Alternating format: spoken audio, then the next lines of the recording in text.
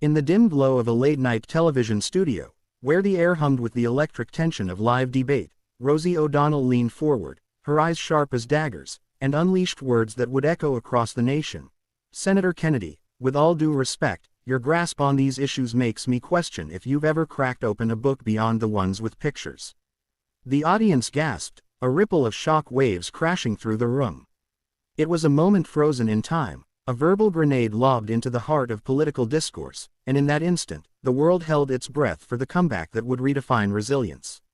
John Kennedy, the folksy senator from Louisiana with his wire-rimmed glasses and southern drawl that could charm a snake from its skin, sat there unmoved at first. But beneath that calm exterior, a storm brewed. John wasn't born into politics like some silver spoon heirs. He grew up in the muddy backroads of Zachary, Louisiana, where his father, a hard-working mechanic, taught him that intelligence wasn't measured by Ivy League degrees but by the grit to fix what was broken. John's mother, a schoolteacher battling lupus, had instilled in him the value of words, how they could wound deeper than any physical blow, but also heal like a bomb on scorched earth. As Rosie's barb hung in the air, John felt the familiar sting of doubt, the same one that had plagued him since childhood when kids mocked his slow, deliberate speech as a sign of slowness. But he had learned long ago that comebacks weren't about speed, they were about striking true. The debate was part of a high-stakes panel on education reform, a topic close to John's heart. He had spent years advocating for rural schools, fighting against budget cuts that left kids like his younger self without resources. Rosie, a fiery advocate for progressive causes, had her own scars, years in the spotlight where her outspoken nature had earned her enemies and allies in equal measure. She came from a broken home in Comac, New York, where her mother's death from cancer when Rosie was just 10 had forced her to grow up fast, using humor as a shield against the world's cruelties. That night, her question wasn't just an attack, it was born from frustration, a lashing out at what she saw as outdated thinking blocking progress for the vulnerable. But in her zeal, she had crossed into personal territory, questioning not policy, but a man's very mind.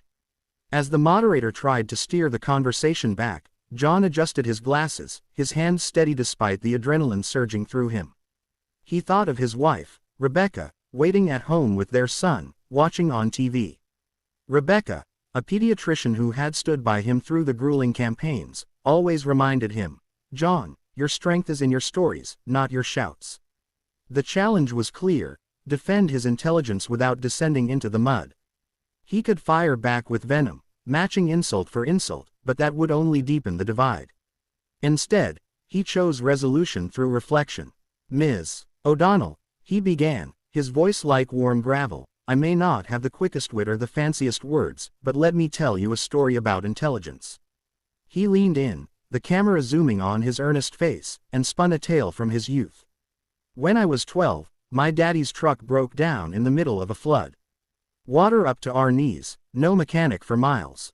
I didn't have a manual or a smartphone, just a boy with a head full of questions. I tinkered for hours, got soaked to the bone, failed a dozen times. But I figured it out, got that engine purring again. Intelligence ain't about knowing everything from the start, it's about not giving up when the water's rising." The audience murmured, nods rippling through the crowd. Rosie sat back, her expression softening from defiance to curiosity. John's words weren't a slap, they were an invitation to see beyond the surface. But the story didn't end there. As the debate progressed, the real emotional depth unfolded. Rosie shared her own vulnerability, admitting how her mother's illness had driven her to fight for healthcare and education, how she often spoke harshly because the pain of loss made silence unbearable. "I question because I've seen too many kids left behind," she said, her voice cracking just a fraction. John nodded, recognizing the mirror of his own struggles. The challenge shifted from confrontation to connection. They debated policies fiercely, but with newfound respect. John proposed a bipartisan bill for vocational training in schools, drawing from his tinkering philosophy, while Rosie pushed for inclusive arts programs, emphasizing emotional intelligence. Offstage, after the lights dimmed, the true resolution came. John approached Rosie in the green room, extending a hand. "That was a tough one," he said with a grin. She shook it, her eyes misty. "You handled it like a pro. Made me think twice." It was a small moment, but it symbolized something larger, the power of empathy in a divided world. John returned home to Rebecca and their son, who hugged him tight.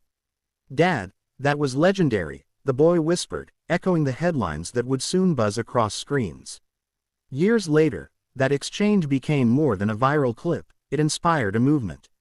Schools adopted Kennedy's tinkering curriculum, blending hands-on learning with emotional resilience training, helping kids from all walks face doubts head-on. Rosie and John even co-authored a book on civil discourse, turning their clash into a bridge. The inspiring message lingered. In a world quick to judge intelligence by words alone, true wisdom lies in listening, learning, and lifting each other up. No matter the floodwaters of criticism, persistence and kindness will always get the engine running again. And in that, anyone can craft a legendary comeback.